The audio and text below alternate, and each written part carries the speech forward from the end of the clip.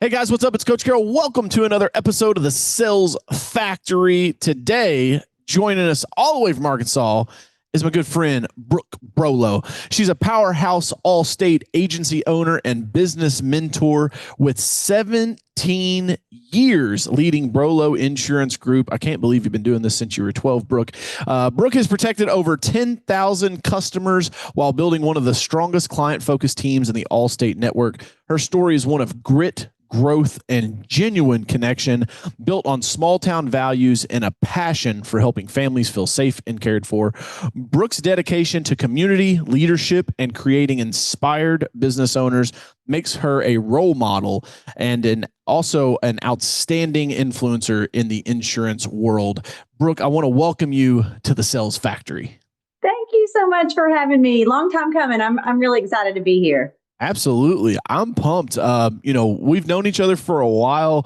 I started working with State Farm agents, I guess, back in 2023 when I met Craig and when JP was involved with him. And so I think we kind of connected through there, and we may have had a drink or two in Vegas, but what happens in Vegas stays in Vegas, right? I don't know. We weren't on dance floor. I didn't. My wife and I weren't out there just getting down with it. But I'm excited. I want to talk because maybe a lot of people don't know this, and maybe me and both Gemini and Perplexity and in my researching and putting this thing together, my show notes, I discovered that maybe you had law aspirations, and let's touch on that. How'd you go from maybe being in law to now in insurance? I know, right? Like everyone's like, wait, what?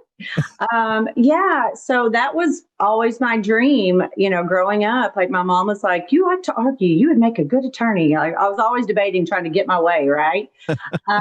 But so that's what I did, all through school. I got a degree in criminal justice, took the LSAT, was ready to go that route. And then my stepdad, who I was super duper close to, ended up getting cancer like right before I got married.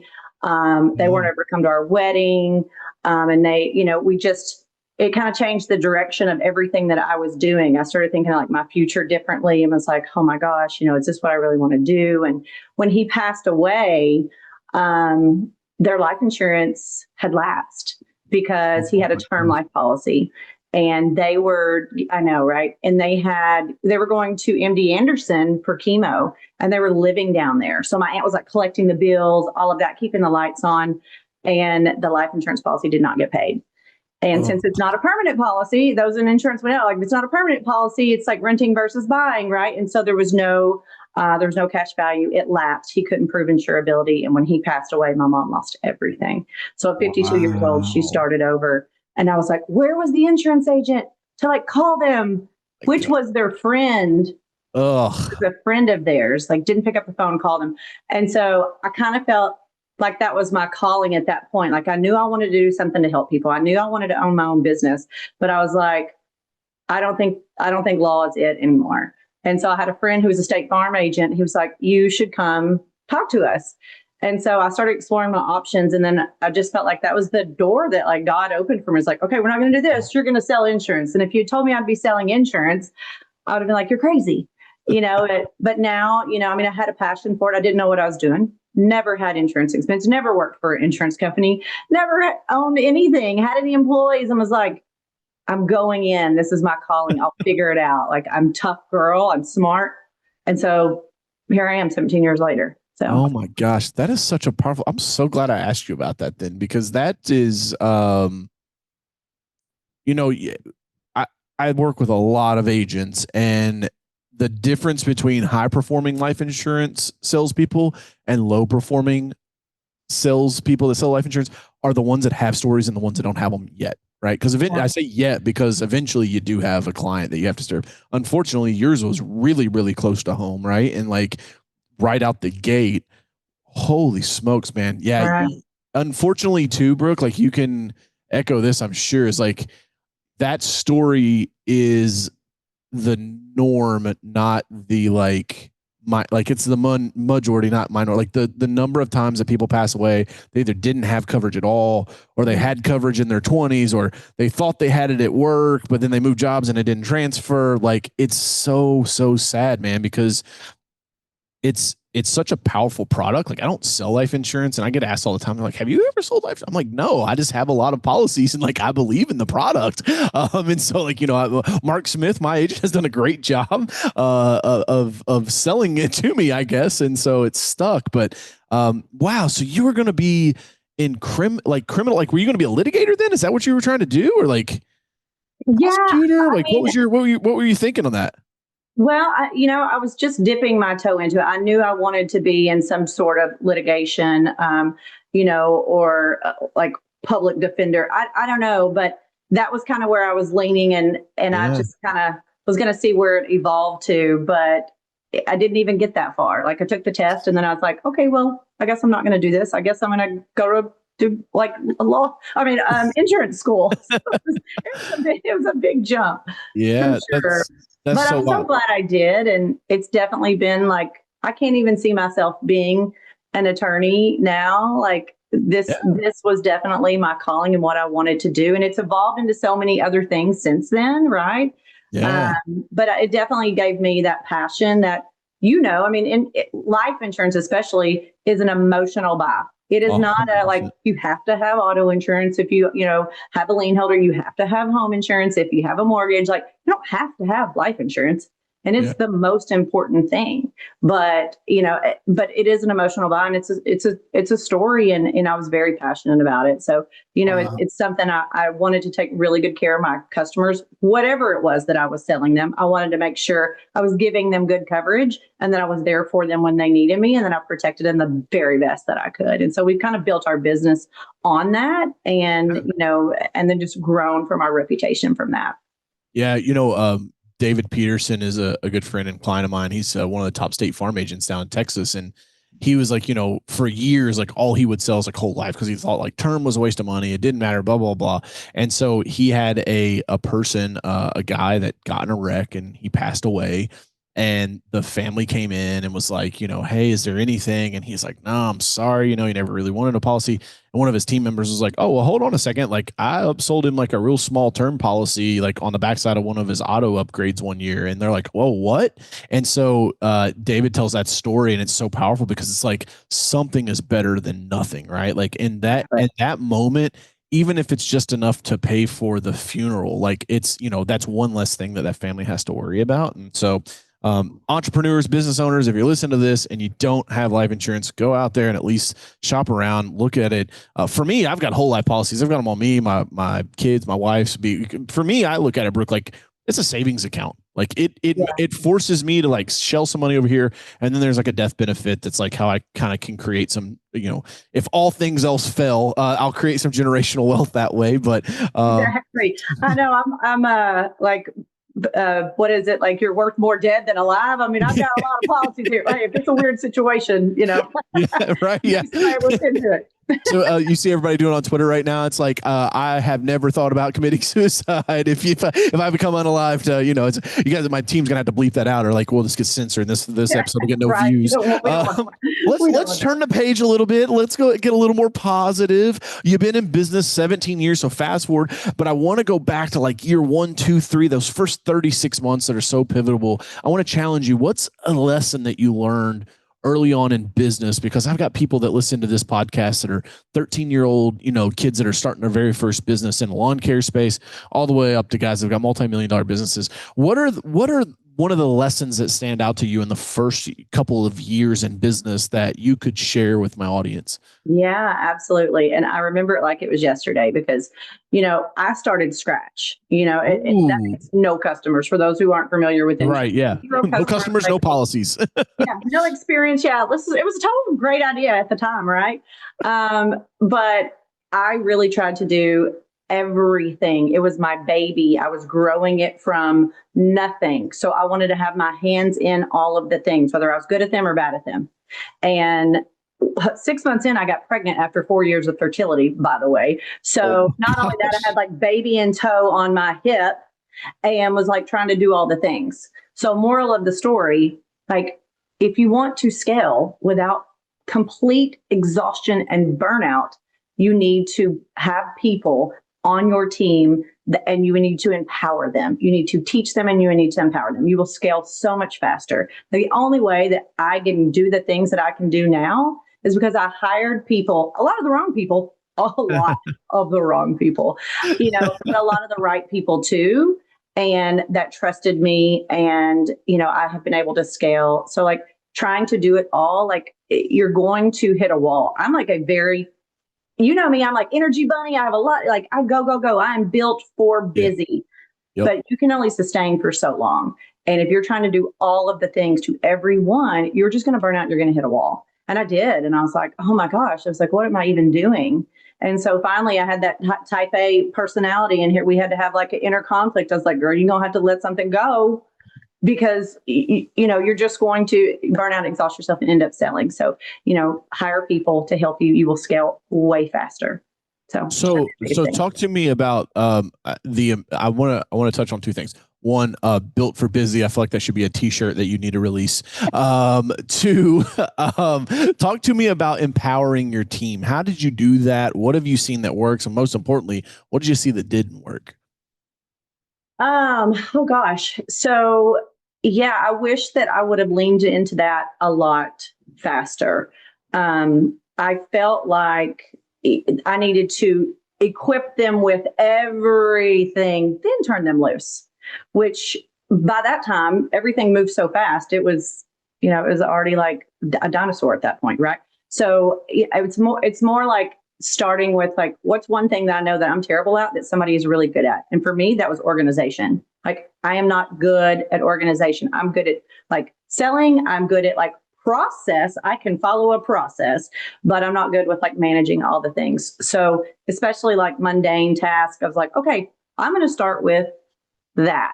I'm going to start with handing off things that I don't like to do, that someone else loves to do. And if they can do it at least 70%, I'd use that 70-30 rule. Have you heard about that? So 70% is good as I can do it, then there's 30% room to grow. Ooh, and, but I didn't start out with the 70% rule. I was like, you got to do it exactly like me. So that was kind of the downfall area. I was like, that's not working. And I'm like, but it did. It just wasn't, it wasn't me doing it. So I felt like it wasn't right. But when I figured out like, no, like it doesn't have to be me, like they're going to put their personality in it. They're going to put their spin on it, and people are going to, be attracted to that as well. So I really had to let that piece go in order to empower them. And I was like sitting there going, oh gosh. And if they mess up, it's okay. Because how do you learn? You fall on your freaking face and you get up and like, okay, we're not going to do that again. So that's, kind of what I can speak to that. On that. Yeah, you gotta give grace during the training period. I have this like chart that I draw out, which is like kind of stair steps. And when they come on, it's kind of like a baby. Like when you come on board with us, like the first couple of weeks, I want you crawling, and that's like training, right? Like I just need you to basically crawl along, and like we'll get you trained and good to go. From there, I need you to start kind of stumbling around and get you walking as fast as we can. And it's okay if you fall while you're trying to learn to walk. And then as fast as I can, I need to get you from a run to a sprint. We just need to go back and forth between running and sprinting. And the challenge is like when they fall during that walking period, like how much grace are you giving? Right.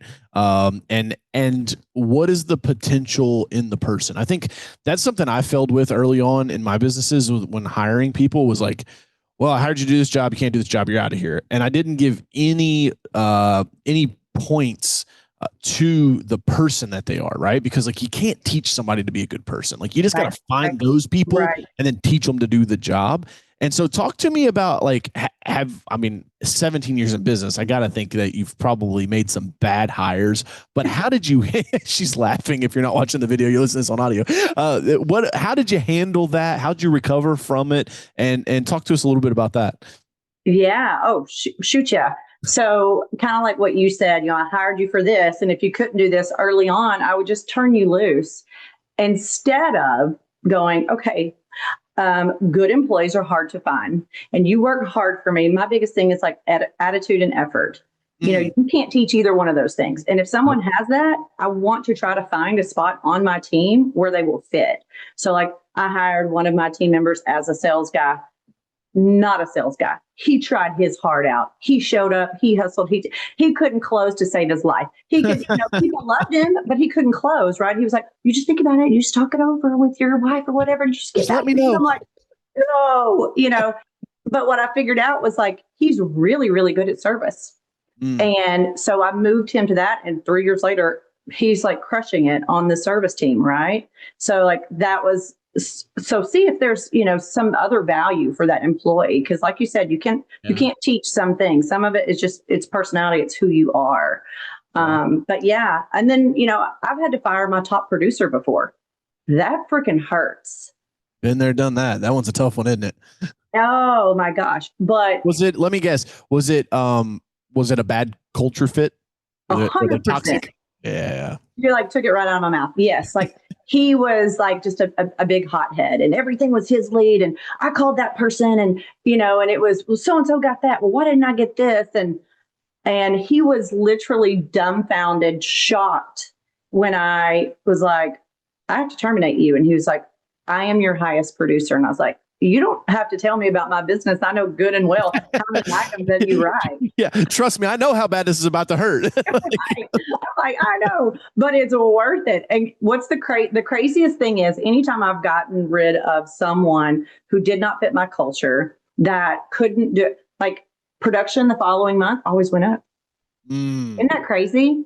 Like I was worried. I was like, oh my gosh, he was writing like, and this was several years ago, and he was like writing 50 items a month. And that was like big time back then. Right. And I was like, I've got to replace that with 2 or 3 people. And I was like, oh my gosh, I'm going 1 salary, 3 salary just to replace it. And I was like, oh, my people stepped it up. They were so glad he was gone. Everybody was like happy, like popping bottles. I mean, it was the best decision. And typically when I know that this is going to be better off in the long run, it happens a whole lot faster than I think it's going to. So. Yeah, I oftentimes find too, like working with entrepreneurs is like, when they have that situation, because if you haven't had it happen yet, either you haven't had a run in with a bad culture fit, or you just haven't been in business long enough to deal with it. Because like it happens, every business. That's why I could pull the words out of Brooke's mouth, because like every business goes through it. Every entrepreneur has that top salesperson story that they have to fire. And then they're like, oh man, am I glad I did it.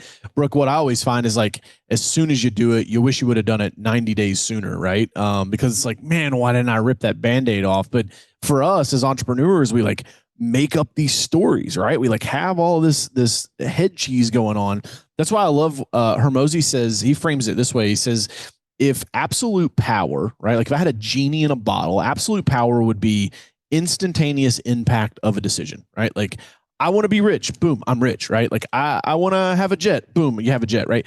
And so for him, he's like, I just try to make as many decisions as fast as I can, because absolutely nothing comes out of just playing scenarios in your brain. And we all think we're so smart that if I just dream about it for a couple more weeks, I'll find a better solution. No, the solution is to fire the jackass and move on with your business, right?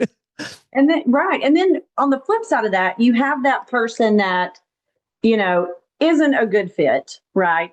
You can't place them anywhere in your business, but they're just so nice, and you just hang on to them because you feel bad. And you're just like, if they could just unlock the potential, like I see the potential. You see it? Yep. But hear me when I say this, you cannot want it more than them. You cannot want it more than them. It's never going to happen. Like I would try, I'm like, I am going to like motivate this person like crazy. Like you can't motivate someone who doesn't want that truly doesn't want that doesn't want to be coached, that isn't driven. And so, you have to no matter how nice they are, like you kind of at that point you go, okay, this is my business. Take the emotion out of it. Have I given them all the tools, all the resources, all the coaching, everything to make them successful? And they're not doing it. This is a two-way street. Yeah. Like you got to go. Yeah, I think that's I can't remember the book. It was either Good to Great or it was EOS. One of the two. Maybe it was it was either Traction or Rocket Fuel, but it said they have to want it, get it, and have the capacity to do it. And all three of those have to come from them. It can't come from the entrepreneur, right? Like you can't instill that in them. Because it's like, yeah, I mean, dude, I would love if I had a magic machine where I could just download my, almost 20 years of experience into all of my team members. Like we would be making gazillions of dollars. Well, maybe with AI, we can do that soon. Yeah, right. Yeah, no kidding. Right. Now, who knows? Another, it's funny. I was speaking. I know you and I both do a ton of speaking. You just had a retreat that you did. Well, I want to talk about that. But last month, I was in Tampa, St. Pete area, and I was talking to about 300 moving companies at a conference down there. And I was on an AI panel, and one of the kids, he was from the Valley. He went to Berkeley, and he's like got this AI CRM software company. And they're like, where do you guys see AI in 5 to 10 years? And this guy was like on this big long tangent, and they came to me. I was like, I don't think any of us got a fucking clue. Like this shit is moving so fast. Like maybe like I stopped making 60-month business plans. Like I don't look past 36 months, because if you think about it, next month, November 22, which is 36 months ago, was the first time I got on ChatGPT when DALL-E came out and it was public. And I was like, draw me a picture of a family in front of a house, and like their face was melting, their fingers were all long. It was super creepy. And I was like, okay, not there yet, but like the robots are coming. I just like, we can't see, some of these models are growing at 400% per quarter. Like it's crazy. You're right, Brooke. Maybe, who knows? Maybe in the future we will be able to just download our brain into a chat Brooke Brolo that your team can use. But nonetheless, I'm curious. How are you using AI? Let's go there for a second. Like, how are you using it in the business? How are you using it? I know you've got some other business activities that you're doing. Like, talk to my audience a little bit about where you're seeing AI and how you're using it. Yeah, no, I mean, I try to use it everywhere I can. We have a lot of rules in our company, so I have to be very particular about that. But, for my team, especially, like, sometimes you get some not so nice emails, right, from customers, and you don't really know how to handle certain things. Well, my favorite thing to do is like talk to chat. You can give it a voice, all the things. And I'm like, hey girl, what's up? And they're like, hey girl, what's going on, Brooke? And I'm like, okay, I need help with this email. I've got a customer that's, said some choice words and is unhappy. And instead of me going and firing back, I need to be professional. And so I'll use it to help me with some things like that. They're difficult emails, especially for my team. But I use it for like kind of like a thought partner. Kevin Span always says that, as a thought partner. I'm like, that is an awesome word. But for all of my presentations, all of my speaking engagements, I spoke at Mega and AC25 and Leaders this year. And I was like, okay, here are the things that I want to talk about. I want these in bullets. So, and it was like, oh, would you like me to create a Canva presentation for you too? I'm like, well, yes, I would love for you to do that. So it's always so helpful, right? Yeah. It's always like, here's the answer. Would you like me to do these next 3 things? It's like, well, shit, I didn't even think about that, but sure. While you're at it, go ahead. I'm like, hell yeah. Can you show me? Let me see it. Let's go. And do you want me to brand it in your colors? I'm like, absolutely. So those are a couple of ways that I use it. I'm still learning. What's crazy is like this morning, I just signed up for some like AI training online. So I'm really, and then I've watched, Justin Harper, he's like king of AI, Kevin Span, king of AI. Like I really like lean into a lot of the things that they do. But yeah, I mean, it's definitely the future. I mean, technology trumps everything, right? So I know I've got to be in that space and use it even more, than just asking some questions and using it. I use it for content too. I mean, I'm sure you do as well. Like, and I'm like, research out there for my podcast. Like, what are women talking about? What are some pain points? I know what I like, right? But what about the masses? So I'm using it in all sorts of ways. Pretty much, it's become my Google. Yeah, Google. And I think so. I'll give you a couple of tips too. Is like if you use Grok for the like what's going on out there in the world, it's the best that I've found as far as events. Yeah, because it's tied to Twitter and X. So like it has that real time feed that it can use, which is super, super powerful. And then the new, they did their dev day. ChatGPT did their dev day last Monday, and now that they're having like all these integrations, like the Canva integration, it was kind of okay, but now it's like, do you just want me to do this in Canva? And like it can go into Canva and design shit. Coursera is another one that ChatGPT is integrating, which is like courses. And so you can be like, hey, tell me about these things. And I'll tell you, I wasn't real happy with it in the beginning, Brooke, to be honest, was Gemini. I was like, it's kind of clunky. Honestly, Google, you kind of let me down. But I think Google fought this for so long because they knew that it was going to chew up their search. And so now I think they've kind of like rolled over and they're like, okay, we'll play in the AI space. Yeah. And now it's like they're like full steam ahead, which is pretty freaking crazy. But yeah, I love it. It's so powerful. And I love that you guys are using it like, hey, how can you soften my approach to respond to this email so I don't tell this customer here's a kite and where to go fly it at, right? Exactly. But take the emotion out of what I really want to say and send a professional email. Yeah. Sometimes you just see red, right? Absolutely. And for the audience, because I know like more and more people are doing podcast and content. One of the things we were having issues with using Chat GPT and even Claude, which I'm actually super bullish on. I love it probably the most. I use it more than I do chat now. Is that like we would give the transcript to these podcasts and we would put them in there and we would say, hey, go pull me 12 what we call notable quotables that we can put on quote cards for social media. And like my team was pulling those down, but then like they would post them and I would see it and I'd see it on my IG and I'm like, I didn't say that. That did not come out of my mouth, right? It's like a podcast I did with Kevin Spann, and it was like, we're all in this together or something. I'm like, that's way too fluffy to come out of Coach Carroll's mouth. Not telling me at all. Yeah. So then what we've done is we've been using Notebook LM, which is another super powerful one from Google. I haven't heard of that. Yeah. So check this out. I'm super pumped about this one. You can take content, upload it as a source file into Notebook LM, and Notebook LM's responses will only come from the source file. So here's where the X factor is with small business owners that I've just like had this aha moment a couple months ago. All of our SOPs, like in most businesses, like we have them, but they're like spread across Google Docs and some are in Notion, some are in Trello. We're gathering all of those to put them into Notebook LM so that now our SOPs are searchable.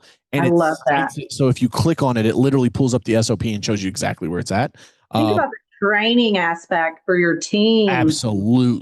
That is amazing. I love that. So instead of asking me that question 15 times, just go here. It's there. Exactly. Right? And you don't have to worry about it hallucinating, which is my favorite part, right? Which is like meaning that it just makes something up. And so like it's funny, like throughout the book that just, this came out, by the way, if you haven't got your book, go to thehunterheadgame.com, pick up your copy. Throughout the book, I was saying like, get this framework or get this like spreadsheet or this like chart that I'll put at thehunterheadgame.com. Because while I was writing the book, I was like, all right, I'm going to have this resource section on thehunterheadgame.com. By the time I got done with it, like Notebook LM came out. So we just took the entire 262 page manuscript, uploaded it to Notebook LM. And so now it's like, we give that to everybody that buys a book. So I can just like, hey, what was that framework Coach was talking about morning routines? And it's like, bloop, here you go. Here it is. I love it. Super powerful. Super smarter, powerful. Not harder. Yes. That's right. I love it. Let's do this. I always like to, when I have the insurance agents on in the podcast, I'm always curious, what's your most memorable client story? Obviously, probably your first one before you got in the business, but that one removed. And give us a fun one, Brooke. Let's get a little wild here. What's maybe the craziest claim or something like that you've seen? Oh my gosh. Why am I only thinking bad stuff? I used to think fun stuff. Claims, are they fun ever? Really? It's been a long 17 years, hasn't it, Brooke? You're like, nope, not that one, not that one. I'm telling you. Gosh. Hang on. I'm trying to think. Like all I can think right now is because like 2 years ago we had like massive tornadoes and like we had total losses everywhere. Yeah. But like that's like what's overtaking my brain. I think it's because I have PTSD from that because it was so much. So. Yeah, I get that. I don't know. I can't honestly think of a fun claim. I wish I had a fun, crazy claim. But they're more like wild, crazy, not good. Like, yeah, no, I'm sorry. Maybe it'll come to me in a minute. Yeah. No, you're totally fine. So what about maybe an instant that like you're most proud of, like a client experience that you're most proud of? Yeah. Well, I mean, going back to the tornado situation, I had literally hundreds of clients that had total home losses. Like we had a tornado in Arkansas that went through, and thank goodness that there wasn't too many loss of life. I mean, one is too many, but most people were at work. It was during the week and it hit residents. But we had a lady, and her and her little dog were in a closet, and her house was demolished around her, and like she was okay, her dog was okay. Wow. But I was just really proud of the way that my team showed up. Me and my team showed up.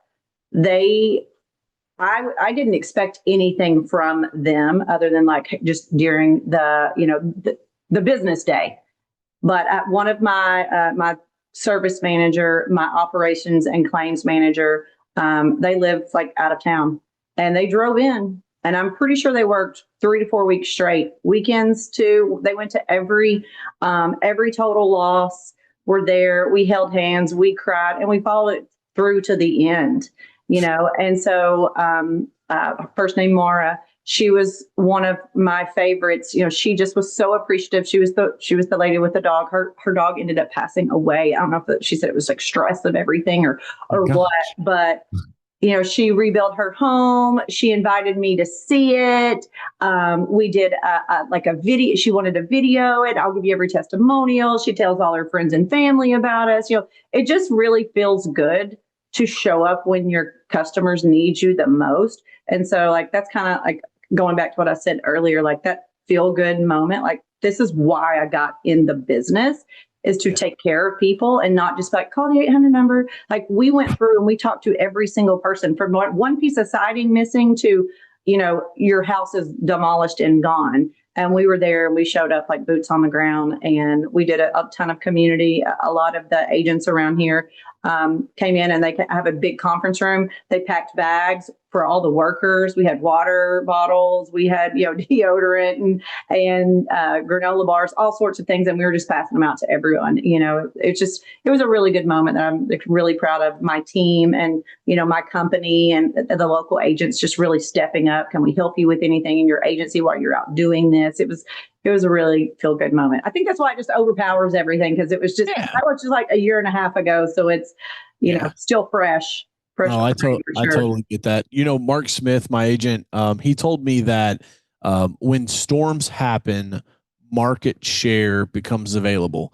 And so like he has these like magnets that go on their trucks, like all of his employees, right? They stay on their vehicles 24/7. It's like, Mark Smith State Farm disaster response team. And it's like, he's like, because that's what I want them to look at me as. I'm not the insurance agent that's behind the desk when storms happen. I am the boots on the ground disaster response team that's out here helping my clients. And I think that's, you kind of find at least I've found working with hundreds I may have worked with over 1,000 insurance agents at this point, but it's like they're the ones that are like, yes, this is what I'm here for, this is my jam, I'll go help my people. And then you got the ones that are like, forward the phones to the 800 number, like I'm not touching anybody. And it's just like, what are you doing, bro? Like this is your job. It's so crazy that there are agents that operate that way. But I guess to each their own. Hey, I know we're almost about ready to wrap up here. I do want to talk a little bit about the digital side of things. You do a ton of social media. I look at agents like you, Kevin Spann, who's a good buddy of mine. Nick Saka does a great job. There are certain agents that do great at social media. And I'm curious, like, how has social media impacted you, your business, your brand, and how has it helped you kind of build loyalty with your client base locally? Because what I always hear from agents are like, I don't think social media is going to bring me any business. And then I talk to agents like you or Nick Soccer. It's like, no, dude, like I get a ton of business from this. So like, I'm curious, like if somebody's on the fence right now, they're still not sure if they ought to be doing this social media thing 10 years into this, right? Like you're kind of late to the party, but talk to them for a second, Brooke, and let them hear it directly from an agent on the impact that it's had on your brand and your business. Yeah. And I'm only like really like 2 years into my journey. Now, I mean, I've had Facebook since it opened, right back in the day, whenever it was like, so, but I used it just to like keep up with family, keep up with friends. And that's how the way it used to be used. And now it's not like this. And this is where all the attention is. So I'm like, okay, how can I get more customers? How can I get more referral partners? How can I get seen? How can my business get found right?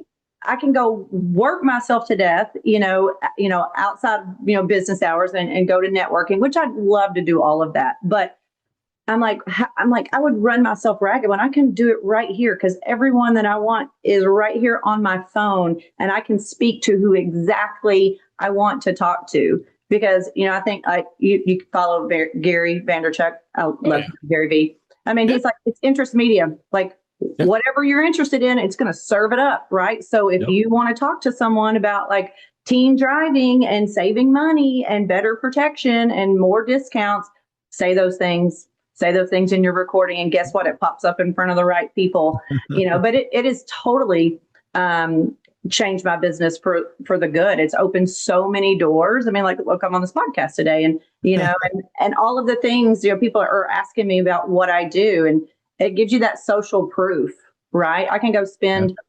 $2,000 for a magazine ad or a billboard, or I can spend nothing and just some time and get on social media and say exactly what I want to say to a whole lot more people, right? Yeah, absolutely. So it's been amazing, and we've really been using. And so like now that I'm, because when you first start out, you're like, well, okay, let me get this camera and here we go. And I look back and I'm like, man, like you got to start somewhere. That was awful, but you learn and you grow from that, and you see what works and see what's getting the attention and see what's getting you people that want to quote with you, and you do more of that. So then it just becomes a rinse and repeat. Like you don't have to reinvent the wheel, right? Yeah. So we just really like anything, right? You get better the more you practice, right? The more you practice, the better you get. Yeah. And I just try to double down on what's working in my agency on social media. So the same thing, whatever's working in my agency, I just try to put it out there again on social media to hit the masses. Yeah. So, yeah. I love that. And then you guys, you just had I saw you and Casey just had an event here not too long ago. You were posting on social about that. Well, you're doing a lot with like, is it only women in insurance, or is it like women entrepreneurs? Talk to the audience a little bit about that. I'm so glad you asked. Yes. So no, it's business women, women. And we had a realtor, we had a lender, we had a nutrition. Yes, I have some insurance people there as well, but elevate your influence. So it was whatever you needed that to be, whether it's on social media or if it's branding assets, you need to build a logo or build your confidence, or you just wanted to be surrounded by like-minded, women who want to level up and there to learn. I mean, I did like 10 one-to-ones in like an 8-hour period, and my brain was like mush by the end. But what I loved most about it was the women connecting, their collaboration corner and learning from each other. And, where someone was like, I need help with this, somebody there was like, oh my gosh, you should do that, and so they just took away so much cool things. And it was awesome to be a part of that. That's awesome. Yeah. And I saw the place you guys were at was sick too. Like that looked like a badass house. Right. Yeah. There's my shout out to Overnight Digs. They are amazing. One of my friends is one of the owners and investors in that, and all their houses are themed, and it was amazing. We felt like rock stars the whole weekend for sure. So, we wanted ladies to come and have a place away from their business, away from their husband, their kids, the stress from the day to day. Come, we pampered them. We had Social Pony Hat Bar there that did custom hats for them. We had a photographer there doing a branding shoot. We practiced me and Casey, like we each like brought our own one-to-ones and the value we could bring to them and the value they brought to each other. But it was so much fun. We had a themed evening and a chef come in. So it was, I'm like, I would have loved to be an attendee, man. That was freaking awesome. I came home like my voice is just now better because I talked for, and then I did karaoke till midnight. So it was a lot of fun. I love it. How do you balance that, Brooke? Now, like, obviously my audience is 74% men, I think, but for the few ladies that do listen, shout out to you guys. Appreciate you being here. Hey girl, hey. How do you balance that, Brooke? Like being a mom, being a wife, being an entrepreneur, obviously like I'm a big proponent. Like there is no balance in life. Sometimes it's a family, sometimes it's work. You mentioned Gary V. I was actually, it's on my YouTube channel. I got on a video call with him a while back, and first part of the question was like, help me convince these insurance agents and real estate agents that they need to do social media. He's like, I've been in this way too long to fucking convince people anymore. They either get it or they're going to lose. I was like, shit, that was harsh. And I was like, how do you balance like the hustle versus family? And he's like, you don't. I was like, all right, in true Gary Vee fashion. But like Brooke, how do you balance that as being a mom, a wife, and an entrepreneur? Yeah, no, 100%. And I feel like you and Gary stole my word, stole my line, but you don't. It's not. But life isn't balanced, right? Like you never know what's going to be thrown at you. So even if you're like, I've got my plan, and today we're going to do X, Y, Z, an employee calls in sick, and then your day's thrown off, or your kid, you have to go pick them up at school. So there is really no balance. I think I read a book by Randy Zuckerberg called Pick 3. And it's kind of what I try to like really live by. Like, and I think it's like family, work. I can't think of the 5. Of course I can't, darn it. But there's 5 things, sleep is one of them. Exercise is one of them. And it's like, okay, pick 3. Like you can do it all, just not all in one day. Because it's not going to end up like that because you don't know what the day is going to throw at you. So I just really try to show myself some grace. Like I know if I'm really been like working, I'm like, okay, I'm going to make sure that I'm really like involved in my family, like what's going on and making sure that like we have a family dinner and we go do something and be intentional about it because it can really get away from you trying to balance all the things. So I don't. Now, I think the biggest thing is having support. So the people that you can empower to give some of that and delegate to so that you do have more of your time, I buy back my time a lot. That's a big piece. Like I'm not trying to spend 2 hours cleaning my house on the free time that I have. I pay someone for that. I don't want to cook a meal. I DoorDash it. Like there's a lot of things I do to try to help with the balance and buy back some of my time. But yeah, I don't think there is a perfect balance. I think it's perfectly lopsided. So perfectly lopsided. Another T-shirt. We're gonna have a whole product line by the time we're done with this podcast. I love it. Mine is lopsided as hell. Like you don't never know. Like, but I love that. Well, Brooke, we got to wrap this up. What if people want to find you online, and what's the easiest way for them to reach out to? If you're like, hey, that Brooke lady's pretty interesting. I know I've been dying to get you on the podcast for a while, and you're just I feel like your and I's energy is very much aligned. Like we're just high energy people, very outgoing, very bubbly. And so I appreciate you spending time with me and my audience. Like if people want to connect with you outside of the podcast, what's the best way for them to find you? Yeah, absolutely. My name. So yeah. Hey, y'all brand yourselves so people can find you. Right. So yes, my name, everything's at Brooke Brolo. So you can find me on Instagram. You can find me very active there, very active on Facebook. LinkedIn. I do some stuff on TikTok, but not really. But yeah, you can find me there, or you can go to brookebrolo.com. You can see all the things that I do to help agents on my coaching platform, all of that. Fearless and Focused, Fearless and Focus _ podcast is my podcast for mostly women, kind of like you. I'm a little off it, but some men listen too. We welcome all types and all sorts. So yeah. Would love to anyone reach out if there's anything I can help you with. I would love to visit, make new friends, connect. But I was glad that we did this too, because again, you nailed it as far as the energy. You're always like so fun and like big on stage. I'm like, yeah, I like it. So thank you so much for having me. Yeah, absolutely. I always like to say my energy comes through me, not from me. So that's how I can find it and transfer it. And so I appreciate you being here and pouring into the audience. Guys, if you haven't already, make sure you hit the subscribe button, like and share, leave us a review. It helps me get in front of more entrepreneurs so that we can help more people along my mission to weaponize the next generation of business leaders and their teams. Until next time, I'm Coach Carroll. It's been another episode of the Sales Factory. Hustle, it's worth it.